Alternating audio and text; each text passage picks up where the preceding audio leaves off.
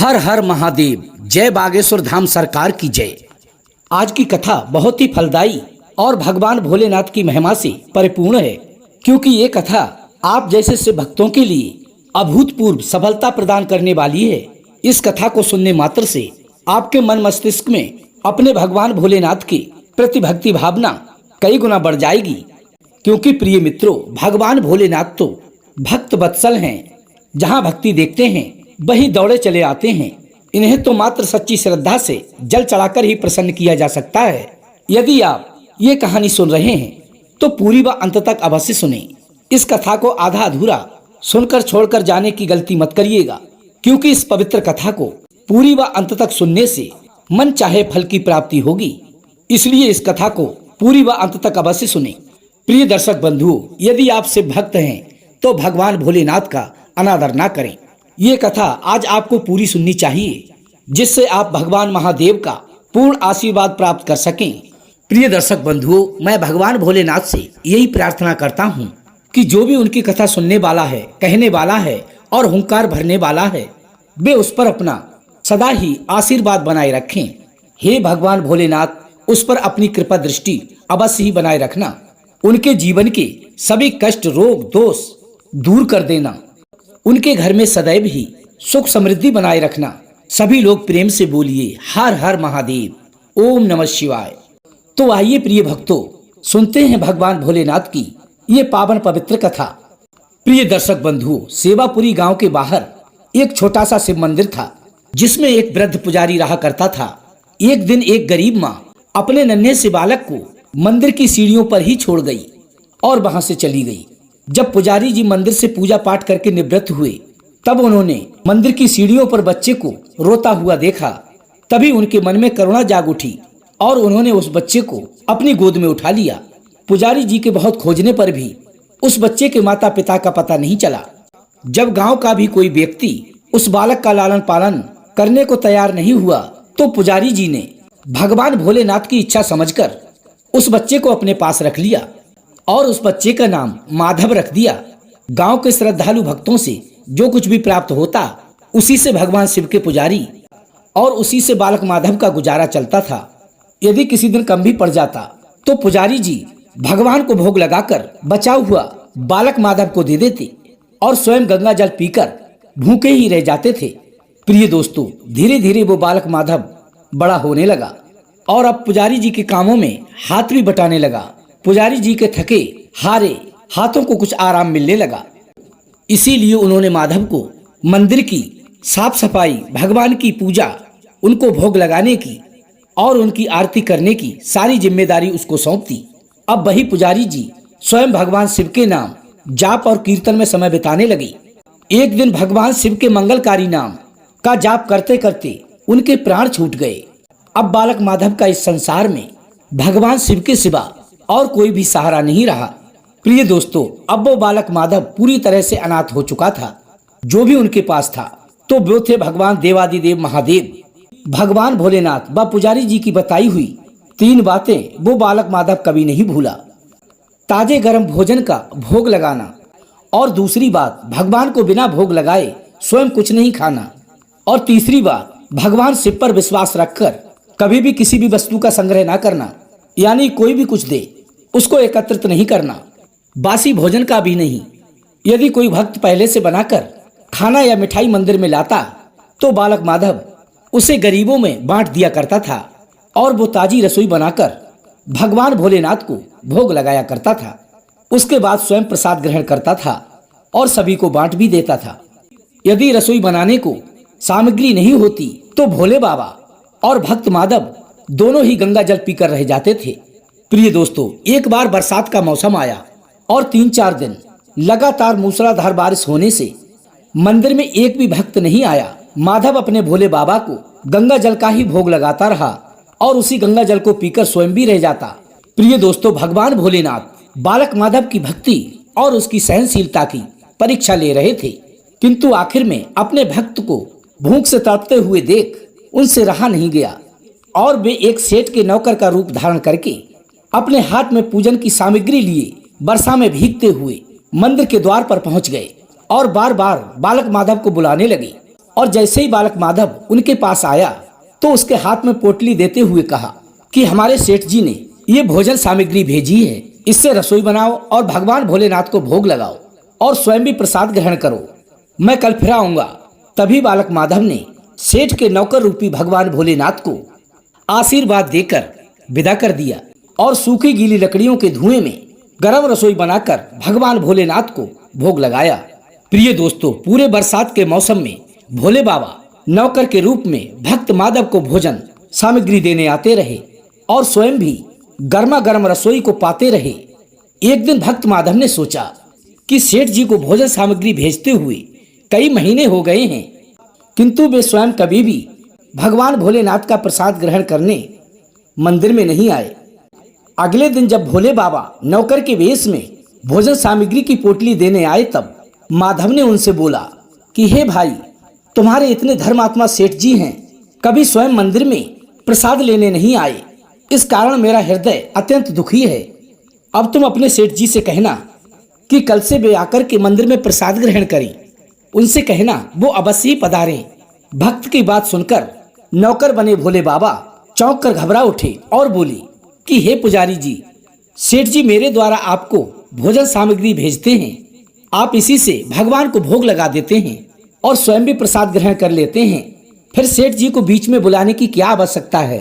जैसा चल रहा है वैसा ही चलने दीजिए। तभी भक्त माधव बोला, ऐसे कैसे चलने दूं? आपके धर्मात्मा सेठ जी इतने दिनों से भोजन सामग्री भेज रहे हैं, क्या मैं उन्हें भगवान का प्रसाद देने का अपना कर्तव्य भी पूरा नहीं कर सकता? मैं किसी का उधार खाने वाला नहीं हूँ, इसलिए तुम अपने सेठ जी से कह देना कि यदि कल वो भोले बाबा का प्रसाद ग्रहण करने नहीं पधारे तो मैं उनकी भोजन सामग्री लेना बंद कर दूंगा। अब तो प्रिय दर्शक बंधुओं, नौकर बने भोले बाबा अपने भक्त की अकड़ देखकर कांप उठे और ये सोचकर मन ही मन हंसे और मन ही मन सोचने लगे, अरे वाह, आज तो लेने वाला ही देने वाले को दोष दे रहा है। लेकिन सरल हृदय भक्त के मनोभाव को देखकर वे बोल उठे, ठीक है, हे पुजारी जी, सेठ जी कल मंदिर में प्रसाद ग्रहण करने अवश्य ही पधारेंगे। अब दूसरे दिन बड़े सवेरे ही भोले बाबा नौकर के लिए इसमें दूध और बहुत सारी भोजन सामग्री लेकर मंदिर पहुंच गए। तभी माधव चौंकते हुए बोला कि हे भाई, आज इतनी सारी भोजन सामग्री किस लिए लाए हो?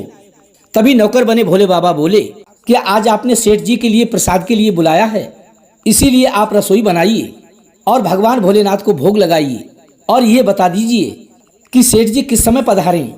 तभी भक्त माधव ने प्रसन्न होकर सेठ जी के आने का समय बता दिया और भक्त माधव की इच्छा पूर्ण करने के लिए भोले बाबा कैलाश पर्वत पर सेठ का रूप धारण करने में लग गए। इधर अपने स्वामी को प्यारे भक्त के यहाँ दावत पर जाने के लिए तैयार होते देखकर ममता मई अन्नपूर्णा मैया माता पार्वती जी भला कैसे पीछे रह जाती। वे भी अपने स्वामी की आज्ञा लेकर और सेठानी का रूप धारण करने में लग गईं। इधर भोले बाबा ने अपने गले से मुंडों की माला उतारी, शरीर पर लगे बागंबर गले और कानों में बिच्छू व सांपों के हार को उतार कर नीचे रख दिया। उन्होंने एक मखमल का कुर्ता धारण किया, अपनी जटाएं भी सीधी कर ली, उसमें गंगा और चंद्रमा को छुपा लिया और एक सुंदर रंग बिरंगी पगड़ी पहन ली। हाथ का त्रिशूल और डमरू भोले बाबा ने नंदी के हाथ में थमा दिया और माता पार्वती के तैयार होने की प्रतीक्षा करने लगे। और इस प्रकार उनकी प्रतीक्षा करते हुए कैलाश पर्वत पर चहलकदमी करने लगी। मैया पार्वती जी ने सुंदर बनारसी साड़ी पहनी, जिस कारण सेठ जी बने शिवजी के कुर्ते से मेल खा रही थी। सोने और चांदी हीरे के जगमगाते हुए आभूषण धारण किए भगवान गौरी शंकर सेठ सेठानी का रूप धारण करके कैलाश से अपने भक्त के यहाँ दावत के लिए चल पड़े। भक्त माधव आज सुबह से ही सेठ जी के स्वागत में तरह तरह के पकवान बनाने में जुटा था। वह अपने भोले बाबा का भोग तो चलते फिरते भी बना लेता था, किंतु आज उसे कई महीनों से भगवान को भोग लगाने के लिए भोजन सामग्री भेजने वाले सेठ जी को भगवत प्रसाद देना था। अतः आज उसने भोजन बनाने में अपनी सारी पाक कलाएं झोंक डाली। उसने सेठ जी द्वारा भेजे गए चावलों को धो करके सुंदर व स्वादिष्ट खीर बनाई और तरह तरह के पकवान भी बनाए। प्रिय दोस्तों, रसोई बनाकर भक्त माधव पुनः स्नान करने चला गया ताकि स्वच्छ वस्त्र पहनकर भोले बाबा को भोग लगा सके और सेठ जी को उनका प्रसाद खिला सके। जब भक्त माधव स्नान करके लौटा तो देखा सेठ जी प्रसाद ग्रहण करने के लिए स्वयं तो आए हैं, लेकिन अपने साथ अपनी सेठानी को भी लाए हैं। माधव ने झट से दोनों से राम राम की और उन्हें सुंदर सा आसन देकर बिठाया और कहने लगा, मैं अभी भगवान को भोग लगाकर आता हूँ, फिर आपको प्रसाद परोसूंगा। भावना के भूखे भगवान भोलेनाथ से भूख सहन नहीं हो रही थी, इसीलिए वे बोले कि हे पुजारी जी, भगवान को जल्दी से भोग लगाकर आइए, क्योंकि अब मुझे बिल्कुल भी भूख सहन नहीं हो रही है। तभी माधव बोला कि हे सेठ जी, भूख तो मुझे भी बड़ी जोर से लगी है, किंतु मैं अपनी भूख के कारण भगवान को भोग लगाना नहीं भूलता। यदि दुनिया के सारे लोग इसी तरह अपनी भूख के लिए भगवान को भोग लगाना भूल जाएं, तो भगवान तो भूखे ही रह जाएंगे। सेठ जी बने भोले बाबा पत्तल उठाते हुए बोले, पुजारी जी आप भोग लगाइए, इधर मैं पत्तल परोस देता हूँ, क्योंकि अब मुझसे बिल्कुल भी भूख सहन नहीं हो पा रही है। भक्त माधव ने सेठ जी बने भोले बाबा को डांटते हुए कहा, हे सेठ जी, भगवान के काम में ना तो जल्दबाजी चलती है और ना ही कंजूसी। मैं जब तक भगवान को भोग ना लगा लूं तब तक आप रसोई के पास भी मत जाना, इधर शांति से बैठ जाइए और ओम नमः शिवाय का जाप करते रहिए। मैं भोग लगाकर अभी आता हूँ और तभी आपको पेट भर के भोजन कराऊंगा। प्रिय दोस्तों, सेठ जी बने भगवान भोलेनाथ भक्त माधव की डांट खाकर चुपचाप जाकर अपने आसन पर बैठ गए। सेठानी बनी माता पार्वती को भगवान भोलेनाथ की ये दशा देखकर बड़ी ही मुश्किल से अपनी हंसी को रोक पा रही थीं।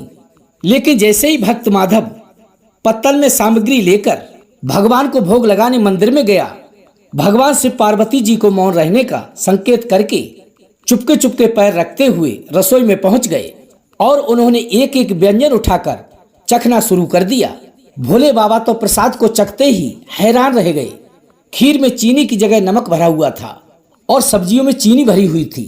जैसे ही भगवान भोलेनाथ ने रोटी का एक टुकड़ा तोड़कर अपने मुंह में डाला तो वे अपने कानों पर हाथ रखकर सीसी करने लगे, क्योंकि रोटी में मिर्ची ही मिर्ची भरी पड़ी थी।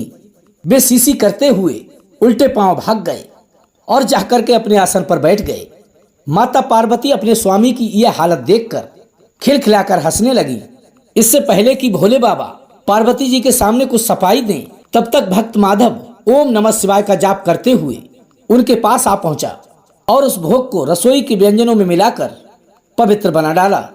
फिर सेठ जी के सामने पत्तलें परोस दी और उनसे हाथ जोड़कर बोला, लीजिए सेठ जी, अब आप जी भरकर प्रसाद ग्रहण करें।